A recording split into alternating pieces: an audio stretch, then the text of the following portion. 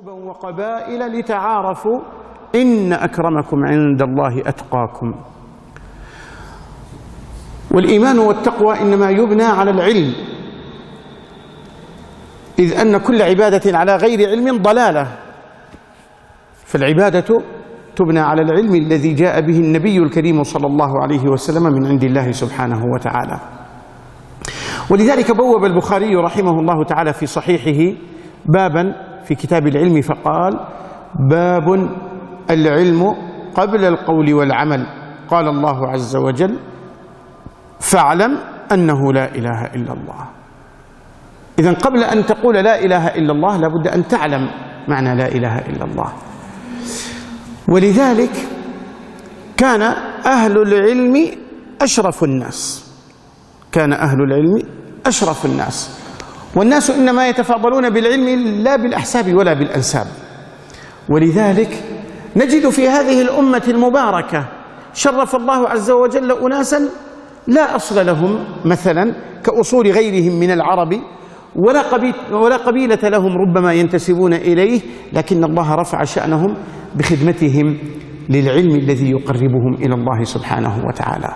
خرج أمير المؤمنين عمر بن الخطاب رضي الله عنه من المدينة متوجها إلى مكة، وخرج أمير مكة من مكة متوجها إلى المدينة ليلقى عمر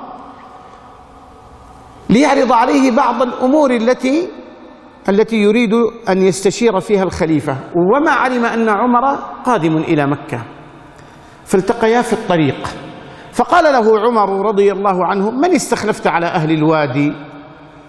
يعني أنت تركت عملك الآن، تركت مكة وجئت إلي، من استخلفته على مكة؟ قال: من استخلفت على أهل الوادي؟ قال: استخلفت عليهم ابن أبزة يا أمير المؤمنين. قال: ومن ابن أبزة؟ قال: رجل من موالينا، والمولى هو العبد المعتق، رجل من موالينا. قال: وتستخلف على مكة مولى؟ قال: يا أمير المؤمنين، إنه حافظ لكتاب الله عالم بالفرائض. فقال عمر رضي الله عنه: أما إنك إذ قلت ما قلت فإني سمعت نبيكم صلى الله عليه وسلم يقول: إن الله لا يرفع بهذا الكتاب أقواما ويضع آخرين. إن الله لا يرفع بهذا الكتاب أقواما ويضع آخرين. ابن أبزة مولى، وهو من صغار أصحاب النبي صلى الله عليه وسلم، مولى ما يعرفه عمر، لكن الله عز وجل شرفه بكتاب الله سبحانه وتعالى، شرفه بالعلم. كان عطاء بن أبي رباح التابعي الجليل من كبار علماء التابعين، بل هو أعلم الناس في زمانه بالمناسك. كان عبدا مملوكا حبشيا، يقولون كانت فيه 6 عيوب خلقية، كانت فيه 6 عيوب خلقية. كان أسود أعور أفطس أشل ثم عمي. كان عبدا مملوكا لامرأة مخزومية من قريش، وكان قسم وقته 3 أثلاث، فثلث لخدمة سيدته لأن هذا فرض عليه شرعا، وثلث يطلب فيه العلم، يجالس كبار أصحاب رسول الله صلى الله عليه وسلم، وثلث لعبادة ربه، الليل كله قيام، والنهار ما بين خدمة سيدته وطلب علم، يجالس أصحاب رسول الله صلى الله عليه وسلم، حتى إذا أنهكه هذا التعب أشفقت عليه سيدته فأعتقته، فلزم المسجد الحرام 20 سنة لم يكن له دار إلا المسجد الحرام. هذا الرجل كان من أعلم الناس في زمانه، حتى أن عبد الله بن عمر رضي الله عنهما الصحابي ابن الصحابي قدم مكة من المدينة، فالتف الناس حوله يسألونه يستفتونه يسألونه عن المناسك، فتعجب منهم، قال: وعجبا لكم يا أهل مكة، تسألوني وفيكم عطاء بن أبي رباح، تسألوني وفيكم عطاء بن أبي رباح. من عطاء؟ عطاء تلميذه، عامة ما عنده من العلم هو عن هؤلاء الأكابر، ومنهم عبد الله بن عمر. لزم عبد الله بن عمر سنين قبل ذلك، لكن عبد الله بن عمر رضي الله عنه يعرف فضل تلميذه عطاء. بأي شيء شرف عطاء بن أبي رباح؟ شرف بالعلم، حتى أن الخليفة سليمان بن عبد الملك رحمه الله تعالى حين حج جاء وجلس بين يدي عطاء يستفتيه في مسائل الحج. أمير المؤمنين أموي قرشي عربي يجالس عطاء بن أبي رباح ويستفتيه. بأي شيء فضل عطاء؟ بهذا العلم، بهذا العلم. وقل مثل ذلك في بقية أئمة الإسلام. كان الأعمش يقول رحمه الله تعالى، سليمان بن مهران الإمام يقول: لولا هذا العلم لكنت بقالا، يعني ما كنت شيئا، ما كان يعرفني الناس كما هو حال البقال والجزار وأي عامل لا يعرفه الناس إلا أهل جيله، الناس لا يعرفونه. طيب لماذا عرف الأعمش مع أنه فارسي أعجمي ليس بعربي؟ بأي شيء عرف؟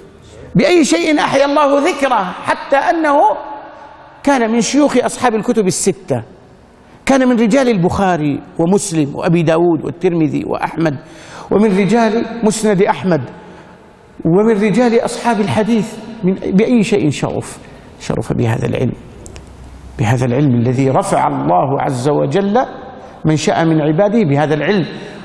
يقول وهو أصدق القائلين: يرفع الله الذين آمنوا منكم والذين أوتوا العلم درجات. يرفع الله الذين آمنوا منكم والذين أوتوا العلم درجات. انظروا إلى علماء الإسلام الذين أحيا الله ذكرهم كالإمام مالك والإمام أحمد والإمام الشافعي والإمام أبي حنيفة والإمام البخاري والإمام مسلم وأبي داود والترمذي والنسائي وابن ماجه. كان في زمنهم كثير من الأثرياء والأغنياء والتجار وأصحاب الجاه. من يعرفه منكم؟ من يعرفهم؟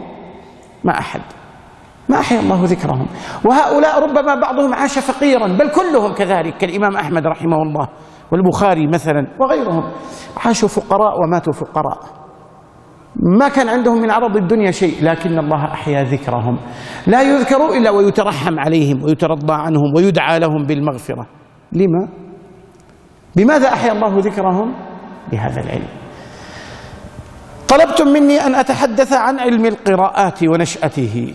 القراء السبعة، يقول الشاطبي رحمه الله في الأبيات التي ذكرها الشيخ قبل قليل، بعدها بأبيات يقول: أبو عمرهم واليحصبي بن عامر صريح وباقيهم أحاط به الولاء. أبو عمرهم واليحصبي بن عامر صريح وباقيهم أحاط به الولاء. ما معنى هذا؟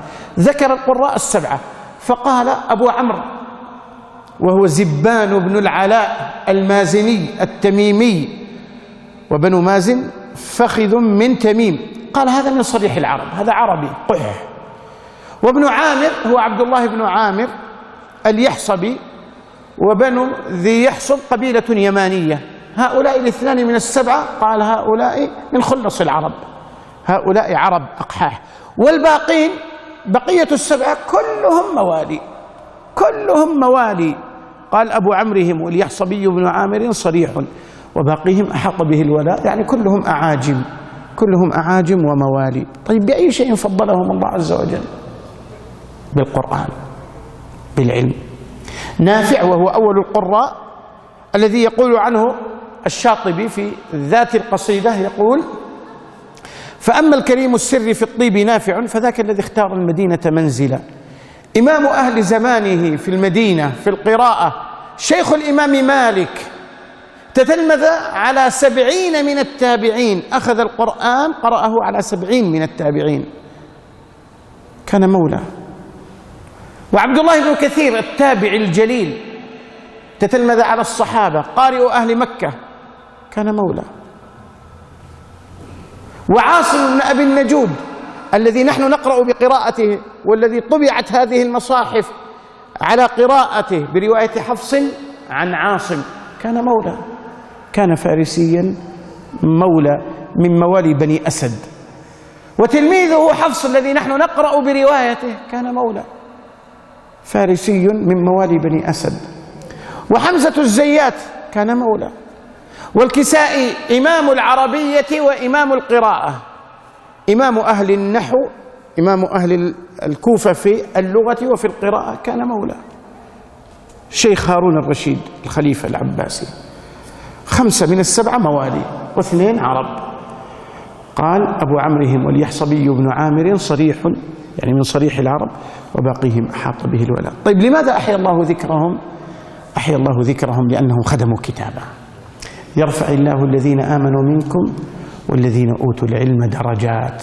ولذلك يقول الله: قل هل يستوي الذين يعلمون والذين لا يعلمون؟ الجواب: لا يستوون. وحين ذكر خشيته سبحانه ذكر أنه حصر خشيته في قلوب العلماء، فقال إنما، وإنما أداة حصر، إنما يخشى الله من عباده العلماء، يعني إنما يخاف من الله من بين سائر العباد هم العلماء الذين يخشون الله سبحانه وتعالى. هذه منزلة أهل العلم. الله عز وجل شرف العباد بالعلم فرفع منزلتهم، ومن ذاك التشريف أنه أوجب طاعتهم على العباد، فقال: فاسألوا أهل الذكر إن كنتم لا تعلمون. فأمرك إذا كنت لا تعرف تسأل العلماء، فإذا سألتهم أطعتهم، لأنك لا تسألهم إلا لأنك تطيعهم. قال: فاسألوا أهل الذكر إن كنتم لا تعلمون.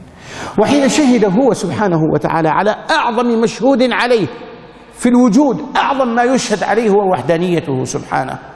حين شهد على وحدانيته شرف الملائكة الكرام فقرن شهادتهم بشهادته، ثم شرف أهل العلم فقرن شهادتهم بشهادته هو سبحانه وبشهادة ملائكته، فقال جل الله وعز الله: شهد الله أنه لا إله إلا هو والملائكة وأولو العلم. طيب سبحان الله، كل المسلمين يشهدون أن لا إله إلا الله، أليس كذلك؟ لماذا ما قال الله والمؤمنون؟ شهد الله أنه لا إله إلا هو والملائكة والمؤمنون. لماذا خص أهل العلم؟ لماذا؟ ليرفع منزلتهم، ليشرفهم بهذا التشريف، فقال: شهد الله أنه لا إله إلا هو والملائكة وأولو العلم قائما بالقسط. ولذلك يقول ابن الجزري رحمه الله تعالى: فالإنسان ليس يشرف إلا بما يحفظه ويعرف. لذاك كان حامل القرآن أشراف الأمة أولي الإحسان، وإنهم في الناس أهل الله، وإن ربنا بهم يباهي. وقال في القرآن عنهم: وكفى بأنه أورثه من اصطفى. يقصد أن الله قال في كتابه: ثم أورثنا الكتاب الذين اصطفينا من عبادنا، يعني اخترنا. فالله يورث هذا الكتاب لمن يصطفي من خلقه. قال: ثم أورثنا الكتاب الذين اصطفينا من عبادنا. فالإنسان ليس يشرف إلا بما يحفظه ويعرفه. لذاك كان حامل القرآن أشراف الأمة أولي الإحسان، يقصد به قول النبي صلى الله عليه وسلم حين قال: أشراف أمتي حملة القرآن، وإنهم في الناس أهل الله، لأن النبي صلى الله عليه وسلم يقول: إن لله من الناس أهلين. قالوا: من يا رسول الله؟ قال: أهل القرآن أهل الله وخاصته. وإنهم في الناس أهل الله وإن ربنا بهم يباهي، يقصد يوم القيامة. وقال في القرآن عنهم: وكفى بأنه أورثه من اصطفى. هذه المقدمة التي أقدمها بين يدي موضوعنا ذكرني بها الأخ المتكلم حين استشهد بقول الشاطبي لما قال: وإن كتاب الله أوثق شافع، وأغنى غناء واهبا متفضلا، وخير جليس لا يمل حديثه، وترداده يزداد فيه تجملا، وحيث الفتى يرتاع في ظلماته من القبر يلقاه سنم متهللا، يعني حين يكون حامل القرآن في قبره في ظلمة القبر يأتيه القرآن فيشفع له، وفيكون سناء وضياء في قبره يضيء ظلمة قبره.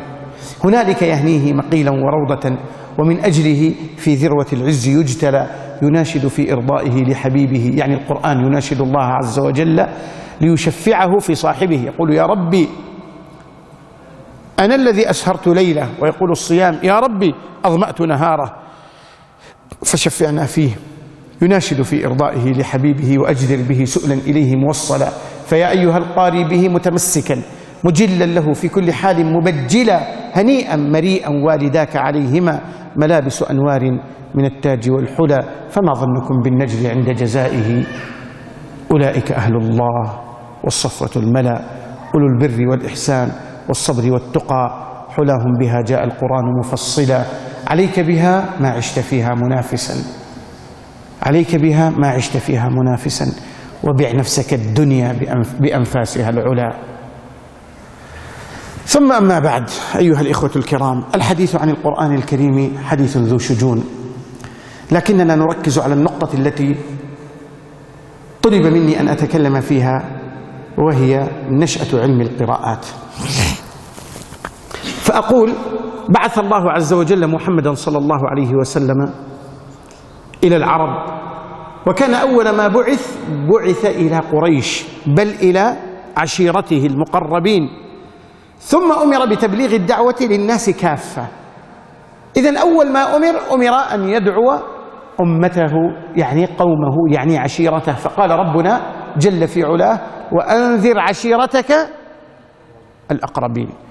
إذن أول ما أمر أن ينذر عشيرته، ولذلك جمع أهل بيته قرابته، فخص وعم كما في الصحيح، فقال يا بني فلان ويا بني فلان، حتى عمم، ثم بدأ يخص فقال يا عباس يا عم رسول الله، يا صفية عمة رسول الله، يا فاطمة بنت محمد، لا أغني عنكم من الله شيئا، سليني من مالي ما شئت، لا أغني عنك من الله شيئا.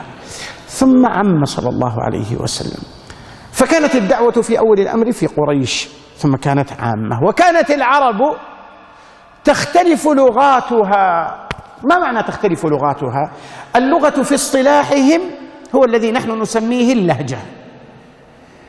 نحن الآن نقول لهجات العرب تختلف، أليس كذلك؟ وما يجتمع عليه العرب من الكلام نحن نسميه لغة، وهم كانوا يطلقون على اختلاف ألفاظ القبائل يطلقون عليه لغة، وما تجتمع عليه لغاتهم يسمونه ماذا؟ لسان. يسمونه لسان، يعني ما اصطلحنا عليه نحن في تسميته لغة هم يسمونه لسان، وما نصطلح عليه ونطلق عليه لهجة هم يسمونه لغة.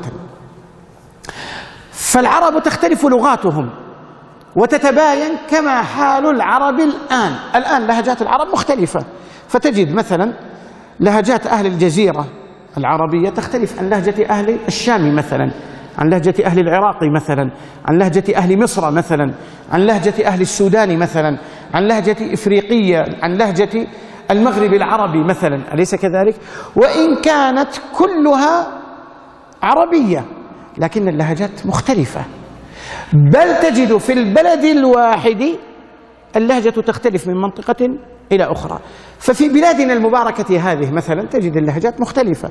عندكم هنا في الجنوب اللهجة مختلفة عن لهجة أهل الشمال مثلا، تختلف عن لهجة أهل نجد مثلا، عن لهجة أهل الغربية، ولهجة أهل الغربية عن الشرقية تختلف، بل ربما في المنطقة الواحدة اللهجة تختلف من مدينة إلى أخرى، أليس كذلك؟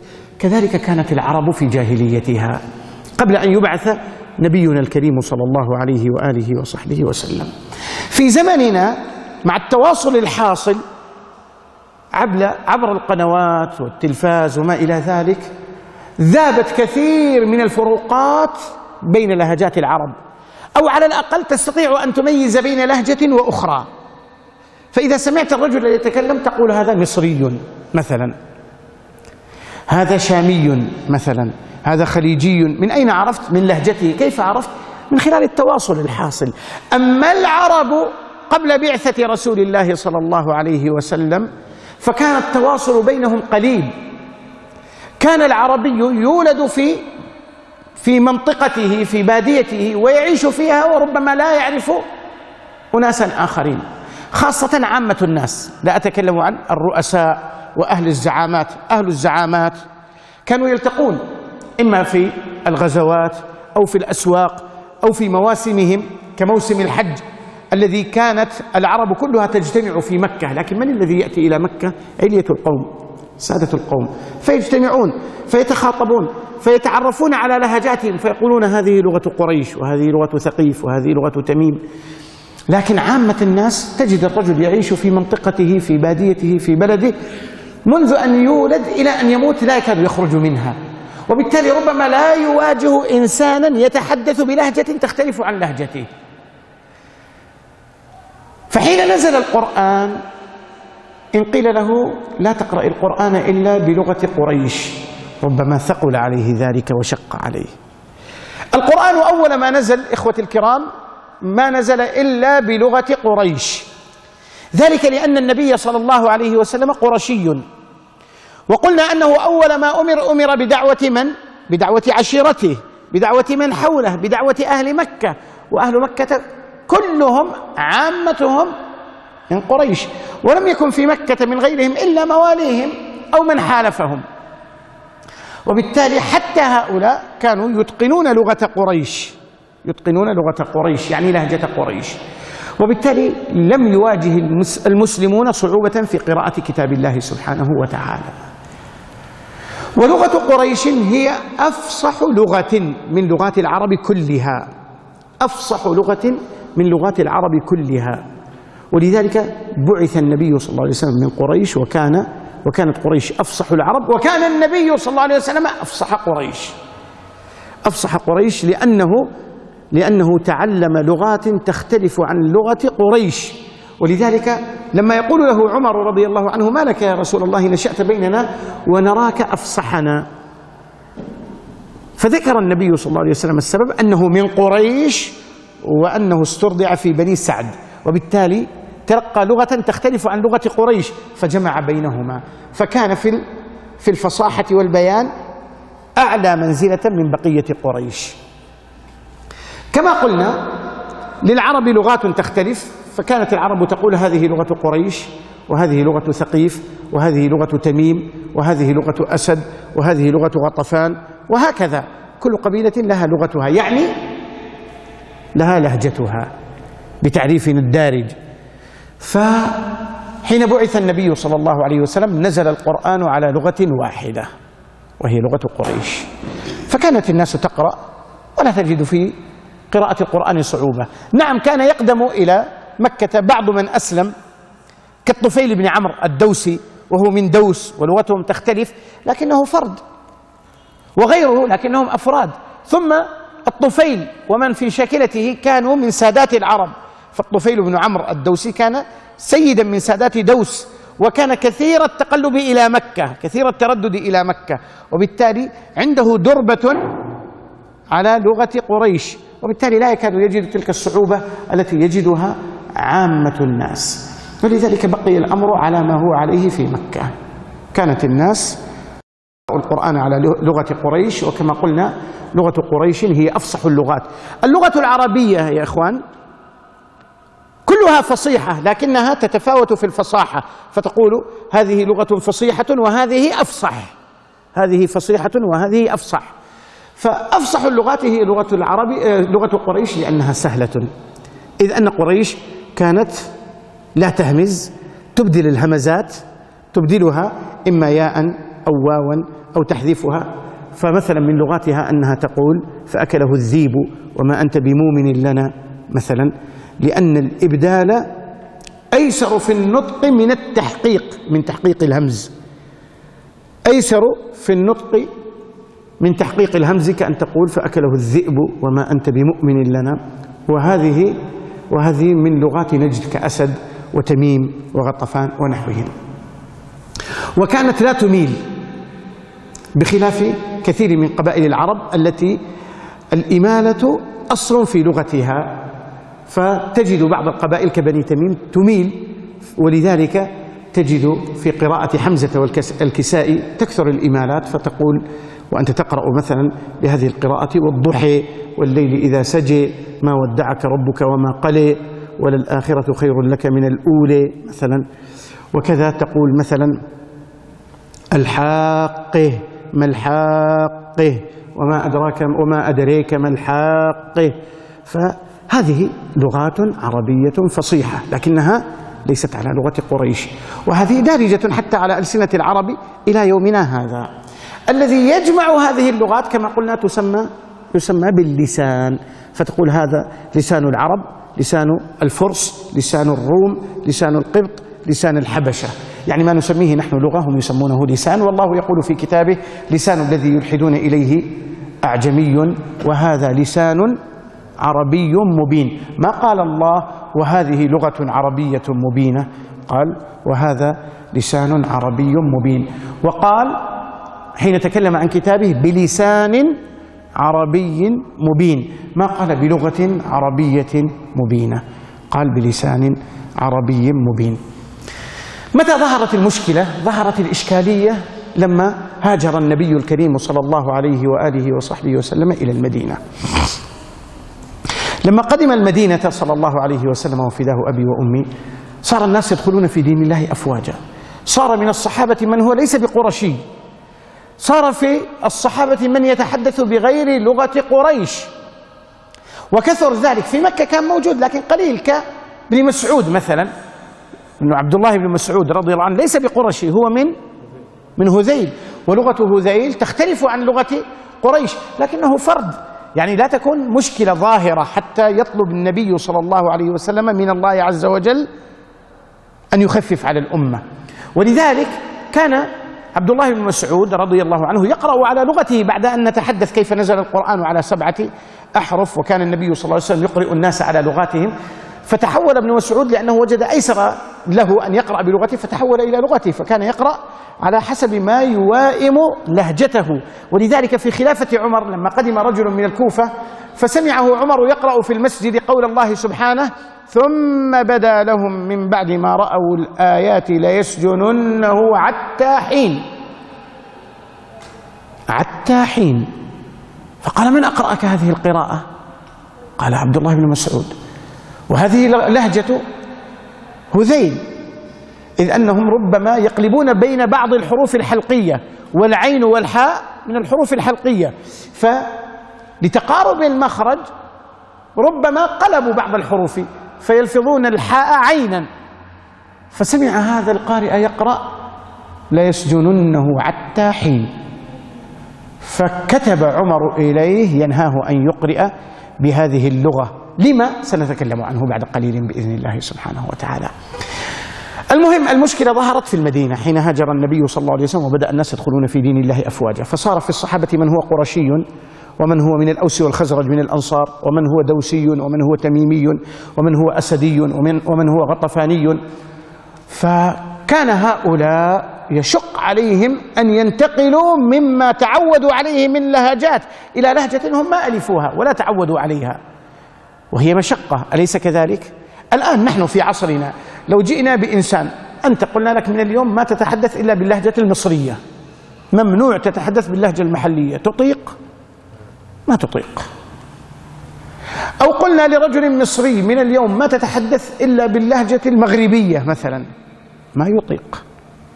أو قلنا يعني لأي إنسان تعود على لهجة معينة وهو من أقحاح العرب نطلب منه أن يتحدث بلهجة عربية أخرى، ما استطاع. فكيف بذاك الزمان وهم أمة أمية لا يقرؤون ولا يكتبون، وكثير منهم ما خالط أحدا يتحدث بغير لهجته كما قلنا قبل قليل. ألا يشكل ذلك إشكالية يا إخوان؟ مشكلة كبيرة. ولذلك حين عانى الصحابة من ذلك ما يستطيعون أن يقرأوا القرآن على لغة قريش، فشكوا إلى النبي صلى الله عليه وسلم.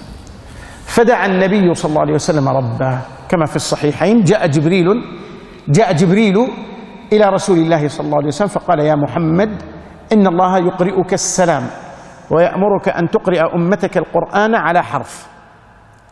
قال: أسأل الله معافاته ومغفرته، إن أمتي لا تطيق ذلك، إن أمتي لا تطيق ذلك. على حرف، يعني على حرف قريش مثلا لا تطيق أمتي تغير لهجاتها إلى لهجة قبيلة واحدة وهم من قبائل شتى. ثم ذكر العلة فقال: إني بعثت إلى أمة أمية فيها الرجل الذي لم يقرأ كتابا قط، وفيها الصغير والكبير والجارية، يعني المرأة، فيها المرأة والرجل، وناس أميين لا يقرؤون ولا يكتبون، كما قال الله عز وجل: هو الذي بعث في الأميين رسولا منهم. وهو صلى الله عليه وسلم أمي كما قال الله عز وجل: الذين يتبعون الرسول النبي الأمي الذي يجدونه مكتوبا عندهم في التوراة والإنجيل. فذهب جبريل صلى الله عليه وسلم وعلى نبينا ثم عاد وقال: إن الله يقرئك السلام ويأمرك أن تقرئ أمتك القرآن على حرفين. قال: أسأل الله معافاته ومغفرته إن أمتي لا تطيق ذلك. وذكر السبب، ذكر ما قاله في المرة الأولى. فذهب جبريل ثم جاء في المرة الثالثة وقال: إن الله يقرئك السلام ويأمرك أن تقرئ أمتك القرآن على 3 أحرف. قال: أسأل الله معافاته ومغفرته إن أمتي لا تطيق ذلك. وأعاد عليه المقولة، فذهب وعاد وقال: إن الله يقرئك السلام ويأمرك أن تقرئ أمتك القرآن على 4 أحرف. قال: أسأل الله معافاته ومغفرته إن أمتي لا تطيق ذلك. وهكذا حتى عاد في المرة الأخيرة فقال: إن الله يقرئك السلام ويأمرك أن تقرئ أمتك القرآن على 7 أحرف. على 7 أحرف. اختلف أهل العلم في معنى الأحرف ال7، حتى ذكر أهل العلم أكثر من 30 قولا، بل 38 قول لأهل العلم في معنى الأحرف ال7. والأقرب والله أعلم أنها 7 أوجه من لهجات العرب، كالفتح والإمالة والتأنيث والتذكير والهمز وتغيير الهمز إما بحذف أو إبدال أو تسهيل، وهكذا قالوا هي 7 أوجه في كيفية نطق الكلمة العربية مما تختلف فيها لهجات العرب. فلما وسع الله على أمة محمد صلى الله عليه وسلم كان نبينا صلى الله عليه وسلم يقرئ كل إنسان على حسب ما يوائم لهجته، على حسب ما يوائم لغته. فكان إذا نزلت الآيات من عند الله سبحانه وتعالى لا يقرئها بطريقة واحدة، إنما يغاير في الطريقة، يقرئ كل صحابي على حسب ما يوافق لغته، فيقرئ القرشية على حسب ما تعود، والهذلي على حسب ما تعود، والتميمي على حسب ما تعود، والأسدي على حسب ما تعود، وهكذا كل صحابي على حسب ما يسر له في الكلام، على حسب ما يسر له في الكلام، حتى لا يكون عليه مشقة، حتى لا يكون عليه مشقة. وهذا من تيسير الله لهذه الأمة. الله عز وجل يقول: ولقد يسرنا القرآن للذكر، جعله الله يسيرا، يسره للحفظ. هذا من تيسير الله. ومن تيسير الله أن الله أنزله على 7 أحرف حتى لا يشق على العرب في أن يتحولوا من لهجة تعودوا عليها إلى لهجة أخرى. الأصل يا إخوان في كتاب الله أنه كتاب ثقيل، كلام ثقيل لا يحفظ. والله قال في كتابه عن كتابه ماذا قال؟ قال: إنا سنلقي عليك قولا ثقيلا، إنا سنلقي عليك قولا ثقيلا. إذن هو كلام ثقيل. والأصل كما يقول العلماء لا يحفظ القرآن لولا أن الله يسره. قالوا: ومن ثقل كلام الله عز وجل أن الأمم السابقة ما كانوا يطيقون حفظ كلام الله سبحانه وتعالى، ما كانوا يطيقون حفظ كلام الله. ولذلك كان اليهود لا يستطيعون حفظ التوراة، والنصارى لا يستطيعون حفظ الإنجيل، ولذلك سهل تحريفها وتغييرها، لأنهم إنما كانوا يقرؤون صحفا مكتوبة ولا يحفظون، وبالتالي يسهل تغيير ما هو مكتوب في الصحف، لكن لا يمكن تغيير ما هو في الصدور، أليس كذلك؟ ولذلك قالوا كما ذكر ذلك ابن المنادي وغيره من أهل العلم، قالوا بأن التوراة ما حفظها إلا 4 نفر كلهم نبي، مع كثرة أنبياء بني إسرائيل. وأنتم تعلمون أن بني إسرائيل كان فيها الأنبياء كثر، ومع ذلك ما حفظ كتاب الله التوراة إلا 4 نفر فقط، وهم موسى بن عمران ويوشع بن نون فتى موسى والعزير وعيسى بن مريم، 4 فقط. ويذكر أهل التفسير أن موسى صلى الله عليه وسلم قرأ في التوراة أن الله قال: إني باعث أمة من عبادي جاعل أناجيلهم في صدورهم. الأناجيل يعني الكتب، جاعل كتبهم في صدورهم. فقال موسى صلى الله عليه وسلم: يا رب اجعلها أمتي، اجعلها أمتي، اجعل هذا الكتاب يكون في صدورهم. قال لا يا موسى تلك أمة أحمد، لا يا موسى تلك أمة أحمد. فكانت هذه الأمة المرحومة التي جعل الله أناجيلهم في صدورهم، فقال الله بل هو آيات بينات في صدور الذين أوتوا العلم. فجعل هذه الصدور أوعية لكتابه، بخلاف الأمم السابقة ما كانوا يطيقون حفظ كتاب الله. لما؟ لأن الأصل أن كلام الله ثقيل، كما قال الله إنا سنلقي عليك قولا ثقيلا، لكن الله يسر لعباده فقال ولقد يسرنا القرآن. ولذلك يحفظه الصغير والكبير والذكر والأنثى والطفل الصغير، حتى وجدنا من بلغ 7 من عمره يحفظ كتاب الله سبحانه وتعالى. هذا من تيسير الله سبحانه. ومن تيسير الله أن الله أنزله على هذه الأحرف 7. فكان النبي صلى الله عليه وسلم لأنه فيه تيسير على الصحابة الكرام حتى لا يغيروا لهجاتهم لأنهم لا يطيقون ذلك، فسهل عليهم الحفظ.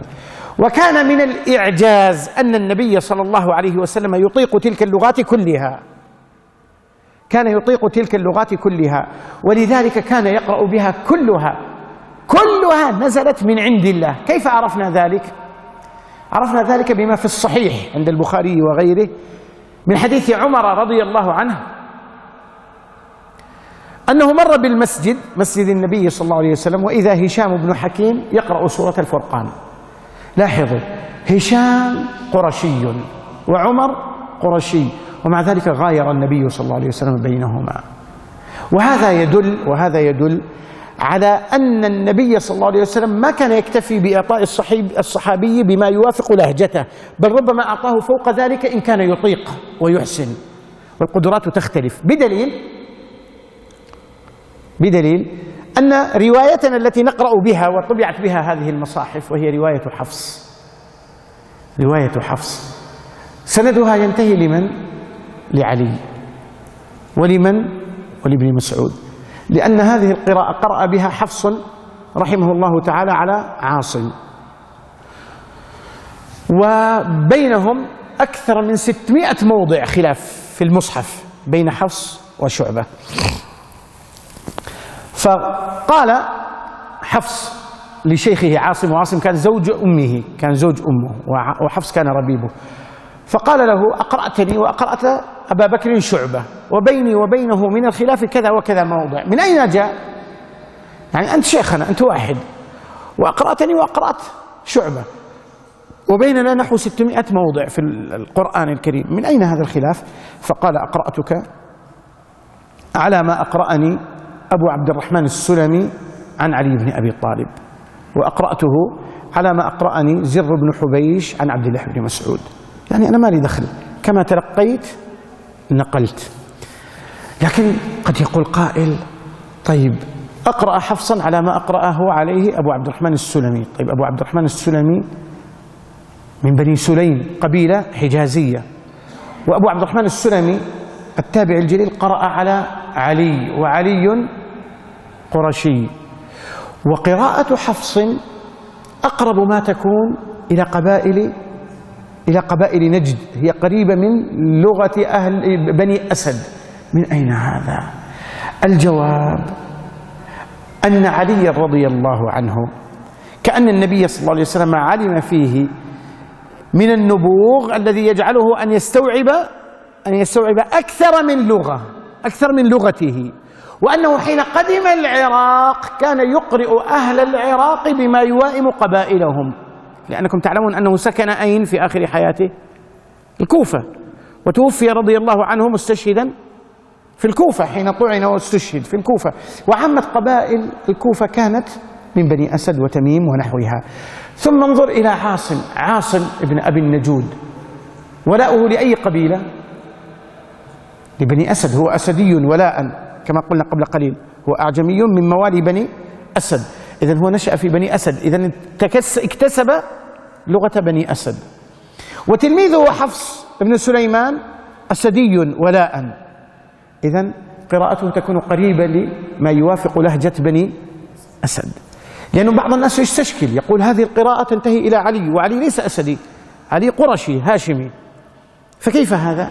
هو كان يقرئهم على حسب ما يوافق لهجتهم كما كان النبي صلى الله عليه وسلم يفعل في المدينة، كما كان النبي صلى الله عليه وسلم. فالنبي صلى الله عليه وسلم ربما يعطي الرجل إضافة إلى لغته لغة أخرى حين يقرئه شيئا من القرآن إذا علم أن عنده شيء من التقبل. ولذا هذا الحديث الصحيح الذي في البخاري الذي سنذكره لكم، الحادث بين عمر وبين هشام بن حكيم، وكلاهما قرشي. طيب كيف وقع الخلاف؟ النبي صلى الله عليه وسلم ينظر إلى مواهب الناس وإلى شخصياتهم. يقول عمر رضي الله عنه بأنه مر في المسجد وإذا هشام بن حكيم يقرأ سورة الفرقان، قال فاستمعت إلى قراءته فإذا به يقرأ على حروف كثيرة لم يقرئنيها رسول الله صلى الله عليه وسلم، يعني يقرأ سورة الفرقان على غير ما أقرأه عليه النبي صلى الله عليه وسلم. يقول فتصبرت حتى قضى صلاته، وفي لفظ قال هممت به، يعني في الصلاة أراد أن يبطش به، لكنه تصبر حتى ينتهي، ظن أنه يخطئ في القرآن. قال فلما قضى صلاته قلت له من أقرأك هذه القراءة؟ قال أقرأنيها رسول الله صلى الله عليه وسلم. قال قلت كذبت، قد أقرأني رسول الله صلى الله عليه وسلم هذه السورة على غير ما قرأت. قال فلببته بردائه، يعني جمعت أطراف ثوبه عند رقبته، ثم أخذ يجره إلى النبي صلى الله عليه وسلم، لببه بردائه وسحبه، لأن عمر غاضب هذا ظن أنه يخطئ في القرآن، يغير في القرآن. قال فلببته بردائه وقاده إلى النبي صلى الله عليه وسلم، ثم قال يا رسول الله إن هذا يقرأ سورة الفرقان على غير ما أقرأتني. فقال النبي صلى الله عليه وسلم أرسله يا عمر، يعني اتركه. ثم قال اقرأ يا هشام، فقرأ القراءة التي سمعه عمر يقرأها، فقال النبي صلى الله عليه وسلم هكذا أنزلت. ثم قال اقرأ يا عمر، فقرأ عمر رضي الله عنه القراءة التي أقرأه إياها النبي صلى الله عليه وسلم، فقال النبي صلى الله عليه وسلم هكذا أنزلت. ثم قال إن هذا القرآن أنزل على 7 أحرف فاقرأوا ما تيسر منه، يعني ما هو يسير عليك نطقه، يسير عليك تعلمه، ولا تتحمل المشاق أن تتعلم لغة قد يشق عليك النطق بها، فاقرأوا ما تيسر منها على حسب ما يتيسر لك اقرأ. فحين ننظر إلى قول النبي صلى الله عليه وسلم حين يقول في القراءة الأولى هكذا أنزلت، وفي القراءة الثانية هكذا أنزلت، معناها أنها نزلت بكل هذه اللغات التي كان يقرأ بها أصحاب النبي صلى الله عليه وسلم، بكل هذه اللغات التي يقرأ بها النبي صلى الله عليه وسلم، يقرأ بها الصحابة الكرام. طيب من يقرئهم؟ النبي صلى الله عليه وسلم. معناها النبي صلى الله عليه وسلم يطيق تلك اللغات كلها، يطيق لغات العرب ويحسنها، ويحسن التحدث بها، ويحسن قراءة القرآن بها كلها، لأنه يقول هكذا أنزلت هكذا أنزلت هكذا أنزلت هكذا أنزلت. إذن كان النبي صلى الله عليه وسلم إذا نزلت عليه الآيات، معناها حتى الآيات التي نزلت في مكة على لغة قريش تكرر نزولها على بقية الأحرف 7، تكرر نزولها بعد أن أمر الله نبيه أن يقرأ أمته القرآن على 7 أحرف، معناها حتى الآيات المكية تكرر نزولها على 7 أحرف. فصار النبي الكريم صلى الله عليه وسلم يقرئ كل إنسان كما قلنا على حسب ما يوائم لغته. والذي يدل على أن النبي الكريم صلى الله عليه وسلم كان يحدث الناس بلغاتهم ما نجده في كتب السنة من مراسلات النبي صلى الله عليه وسلم لبعض القبائل، فتجده يأتي بمصطلحات وألفاظ لا يعرفها أكثر الناس، وإذا بها تكون على حسب ما يوافق لغاتهم. فحين كتب إلى بعض عظماء اليمن، وتجد تلك الكتب والرسائل في بعض كتب السنة تجد فيها ألفاظ غريبة، وتجد الشراح يقولون هذه على لغة كندة أو على لغة حمير. طيب كيف يكتبها النبي صلى الله عليه وسلم؟ كان من فصاحته وبيانه أنه يخاطب كل أمة كل قبيلة بلغاتهم، ويأتي بألفاظ توافق مصطلحاتهم. وكذا حين كتب إلى أهل عمان كتب إليهم بألفاظ نص أهل العلم أنها على لغات تلك القبائل. إذن كان النبي صلى الله عليه وسلم يحدثهم ويتحدث معهم ويكتب إليهم على حسب ما يوافق لغاتهم ولهجاتهم، وهذا من فصاحة النبي صلى الله عليه وسلم، ثم من إعجاز الله سبحانه وتعالى، من المعجزات التي أعطاها الله لنبيه صلى الله عليه وسلم، هذه من المعجزات أيضا. قلنا أن العرب كانت ديارهم متباينة متباعدة، وكان الرجل لا يحسن لغة قبيلة غير قبيلته. هذا كان في أول الأمر، هذا كان قبل البعثة وفي أول البعثة. لكن حين كانت الهجرة واجبة إلى المدينة قبل فتح مكة، كانت المدينة مهاجر من أسلم إلا الأعراب الذين كان النبي صلى الله عليه وسلم قد أذن لهم في ترك الهجرة وبقائهم في ديارهم. أما أهل المدر فإنهم كانوا يهاجرون إلى المدينة.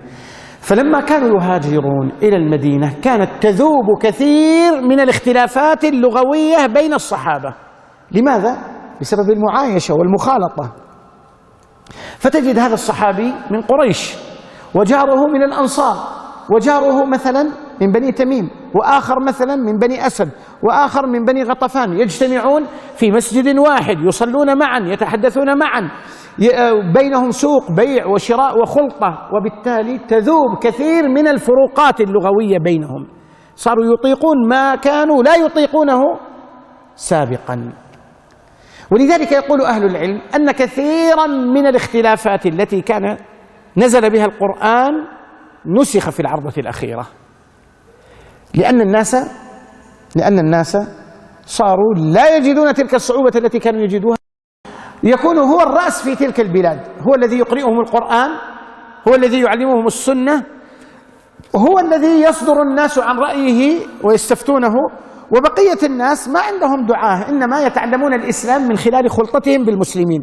فبدأت القبائل العربية تخرج من المدينة، من الجزيرة العربية، كل قبيلة تخرج قسما منها ويسكنون تلك البلاد، فيسكنون العراق، يسكنون الشام، يسكنون بلاد فارس، بلاد مصر، يخالطون أهل تلك البلاد. أهل تلك البلاد يرون أخلاق المسلمين فيتأثرون ويدخلون في الإسلام. إذن تجد العرب يؤثرون فيهم من ناحية الديانة والأخلاق والأدب والسلوك، لكنهم يتأثرون منهم العجمة، تنتقل إليهم العجمة، فتفسد ألسنتهم بمخالطتهم للأعاجم، وهذه طبيعة البشر.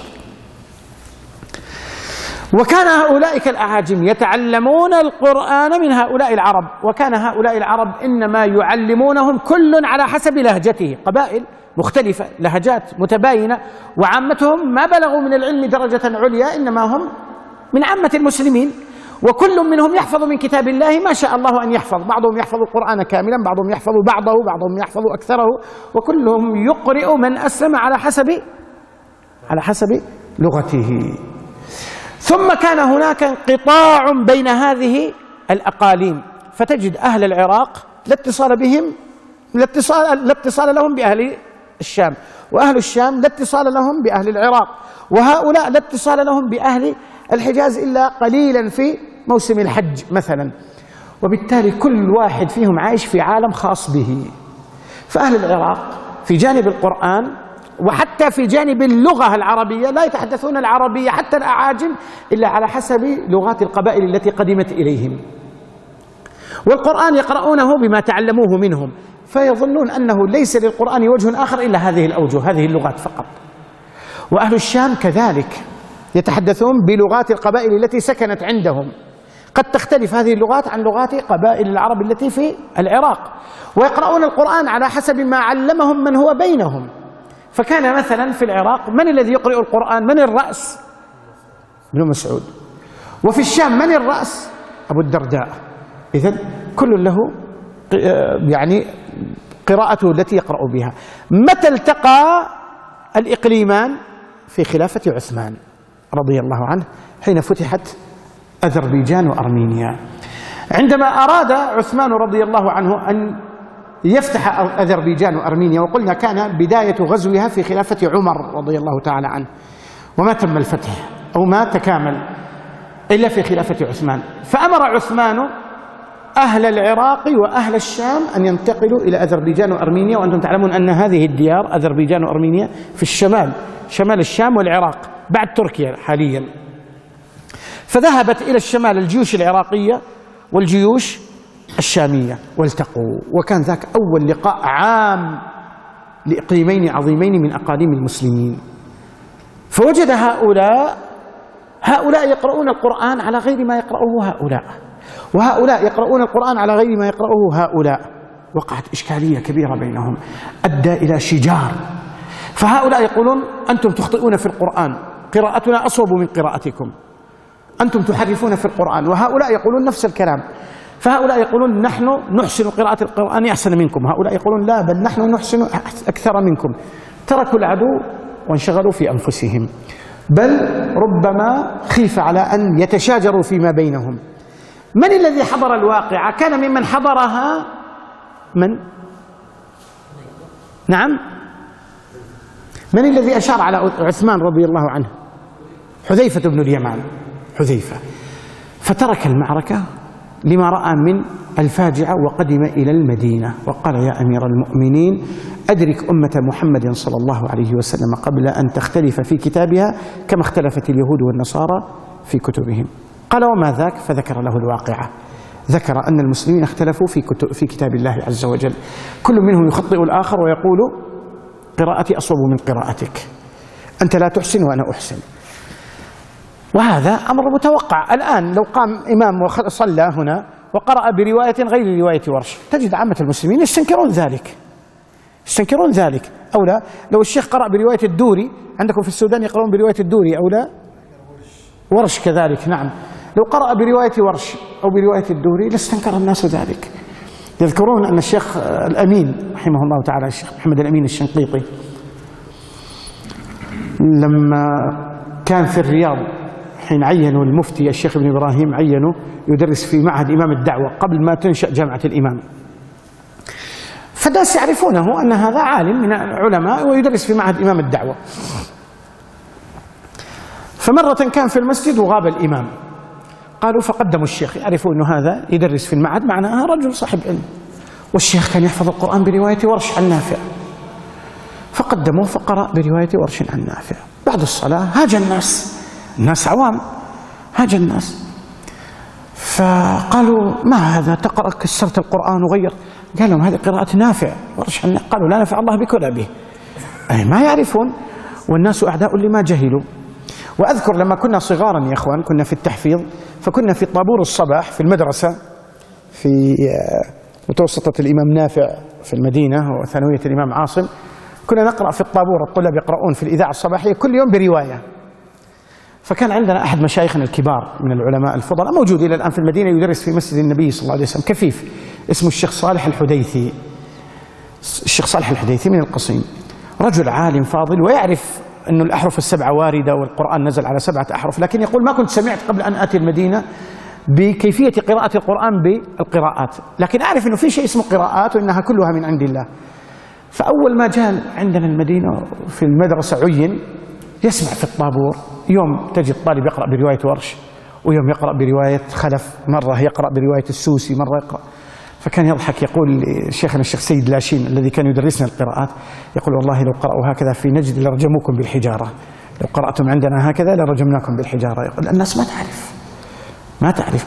ولذلك يعني السبب إنشاء كلية القرآن حدث مثل هذه، يذكرها الشيخ إبراهيم الأخضر، يقول مرة يوم كان الشيخ ابن باز رحمة الله عليه مدير الجامعة رئيس الجامعة الإسلامية، ففي حفل من حفلات الجامعة الإسلامية طلب من الشيخ إبراهيم الأخضر أن يقرأ، وقيل من الشيخ عبد الفتاح القاري والد الشيخ عبد العزيز القاري أن يقرأ، فيقولون قرأ، فقرأ قول الله عز وجل وإذ ابتلى إبراهام ربه بكلمات فأتمهن، وهي قراءة ابن عامر رواية هشام عن ابن عامر.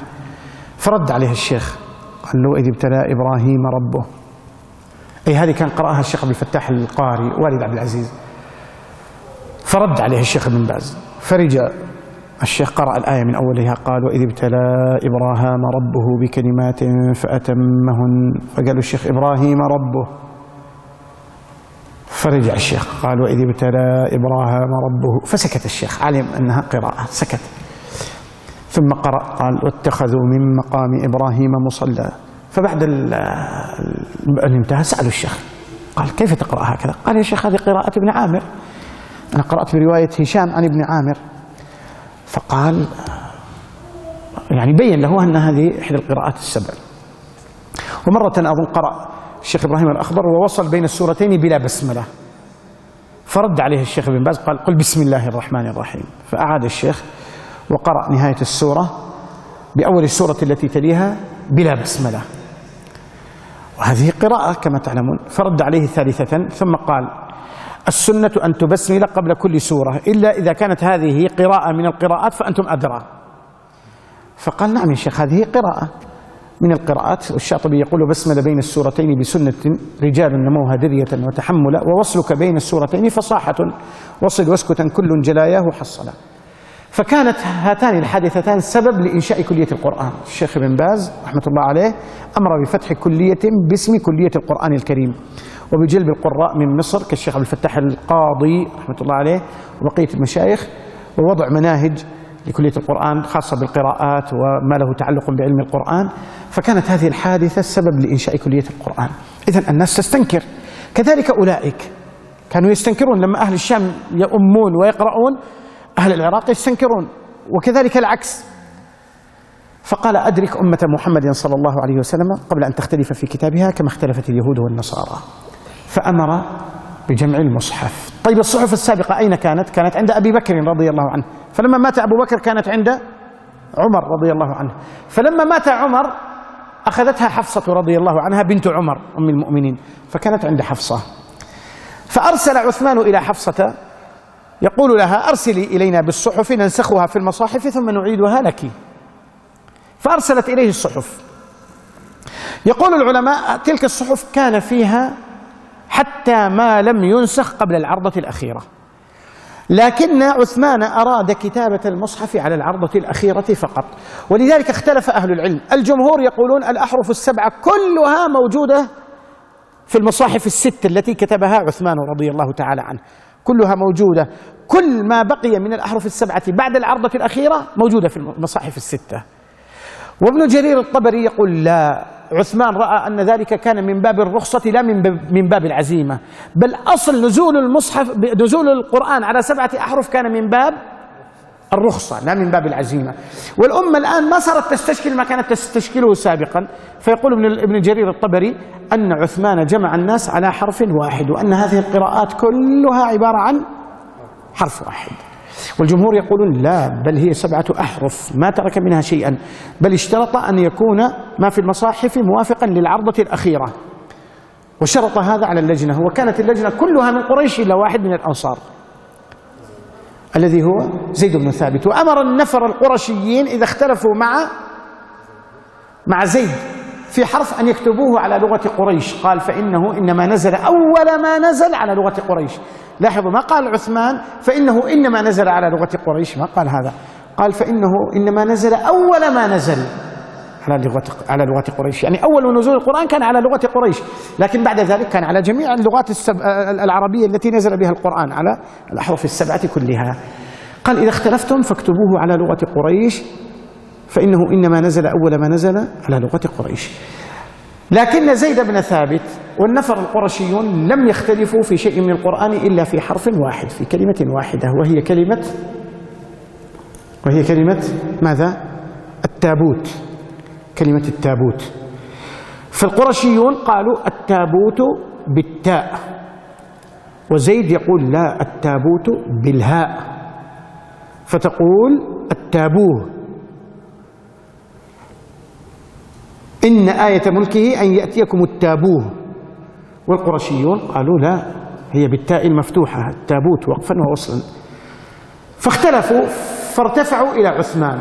فلما ارتفعوا إلى عثمان أمر عثمان رضي الله عنه أن تكتب الكلمة على لغة قريش، هذه الكلمة على لغة قريش. والأصل أن لغة قريش يا أخوان في غير هذه الكلمة، هذه تاء ليست تاء مربوطة، تاء مفتوحة، ولذلك تلفظ تاء وصلا ووقفا. لكن العرب مختلفون في التاء المربوطة كيف يوقف عليها. فعامة القبائل ومنها قريش يرون أنها تنطق تاء وصلا وهاء وقفا، تنطق تاء وصلا وهاء وقفا. وبعض القبائل العربية ترى أنها تنطق تاء وصلا ووقفا، وعليها عامة قبائل نجد قديما، ولذلك تجد هذه اللغة باقية إلى الآن. فمثلا يقولون إلى الآن تجد بعض الناس يقول الصلاة، صحيح، الصلاة، هذه على لغة عربية فصيحة، تلفظ التاء المربوطة تاء حالة الوصل وحالة الوقف، وبعض اللغات العربية تقول لا، تنطق هاء حالة الوقف ووصلا تاء.